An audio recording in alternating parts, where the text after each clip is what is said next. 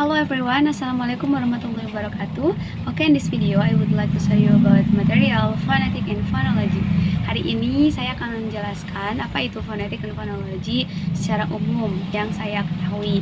Oke, jadi phonology dan phonetic itu sangat penting untuk kita pelajari saat kita mau belajar bahasa baru, karena keduanya mencakup bagaimana cara kita mengucapkan kata tersebut dan bagaimana cara pikiran kita memahami dari arti kata tersebut.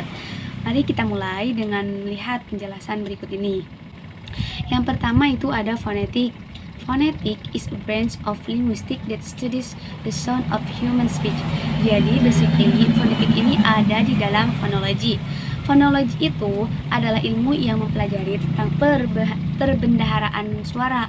Nah, phonetic ini salah satu cabangnya juga. Phonetic ini fokus kepada the production of speech. Jadi itu maksudnya phonetic ini adalah ilmu yang mempelajari bunyi bahasa tanpa memperhatikan fungsi bunyi itu sebagai pembeda makna. Production of speech ini berasal dari vokal organ yang ada di tubuh kita. Contohnya itu bibir, lidah, dan gigi. Jadi nanti mereka akan menghasilkan suara-suara tertentu yang kita sebut dengan bilabial, dental, alveolar, palatal, glotal, dan lain-lain. Kemudian selanjutnya itu ada phonology. Seperti yang sudah saya jelaskan tadi, bahwa phonology is the study of the pattern sound in a language and across language. Jadi sebenarnya itu phonology nggak cuma di bahasa Inggris saja, tapi juga di bahasa lain. More formally, phonology is the study of the categorical organization of speech sound in language, how speech sound are organized in the mind and used to convey meaning. Nah, jadi phonology ini secara singkatnya adalah ilmu yang membahas sound system in a language. Dalam phonology ada lagi yang namanya phonemes. Phonemes ini adalah ilmu yang mempelajari fungsi bunyi sebagai pembeda makna. Maksudnya, pembeda makna itu gimana?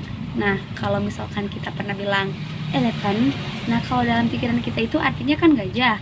Tapi kalau kita bilang 11, itu bisa saja artinya angka 11, karena mereka itu mirip kan? Nah, maka dari itu, kenapa bunyinya itu bisa mempengaruhi arti yang akan muncul dalam pikiran kita? Maka ada study phonology. Nah, contohnya tuh kayak gimana sih kalau untuk lebih jelasnya, apalagi phonetics. Mungkin kalian pernah lihat dua hal ini. Phonetic itu secara singkatnya kayak yang tadi saya bilang, itu adalah sound system of language dan how the sound are produced, transmitted, and perceived.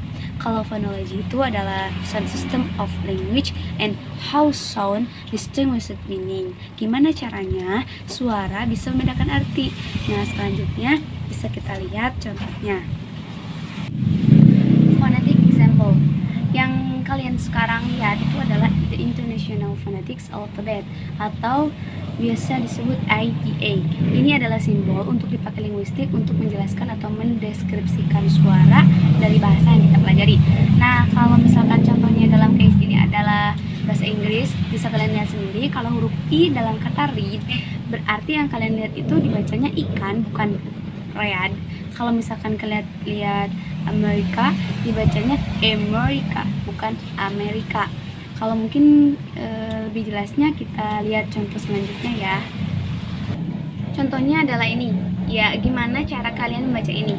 Apakah kalian membacanya plumber? Kalau misalkan kalian masih membaca plumber, berarti kalian masih ada sebuah kesalahan karena cara bacanya itu adalah plumber. Seperti yang kalian lihat, huruf U dalam kata ini tidak dibaca IU, tapi A. Lalu huruf P dihilangkan, jadi kita membacanya plumber. Seperti itulah fungsi phonetics untuk membantu kita cara membaca sebuah kata dalam bahasa asing. Nah, selanjutnya adalah contoh phonology. Sebelumnya kita baca terlebih dahulu teksnya ya. Mark and Mary are both doctors in the same hospital. One of them is a physician, the other is a biologist. When an invitation addressed to Dr. M. Brown arrives, the secretary of the hospital wants to know which Dr. Brown is invited. She asks a colleague, "Who's the physician?" The answer is she is. Hence, it is Mary who is invited. Had the answer been he is, it would have been Mark. Jadi bisa kita lihat di sini bahwa saat ditanya who is the position, temannya itu menjawab she is. Kalau temannya menjawab he is, maka yang akan terjadi dalam kepala kita itu adalah he is itu adalah laki-laki, dan nama laki-laki itu mungkin adalah Mark. Berarti maksudnya Dr. M. Brown adalah Dr. Mark Brown. Tetapi karena temannya jawab she is, kita langsung tahu bahwa jawabannya itu adalah Dr. Mary Brown.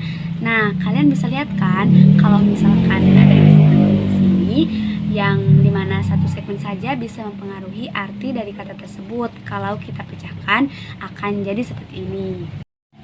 She is, bunyi sh sangat berpengaruh dalam arti yang kita lihat.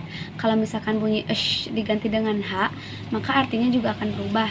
Kalau misalkan bunyi sh dan h kita hilangkan, maka kita akan membicarakan hal lain, yang berarti kita sudah bukan membicarakan Mark dan Mary lagi.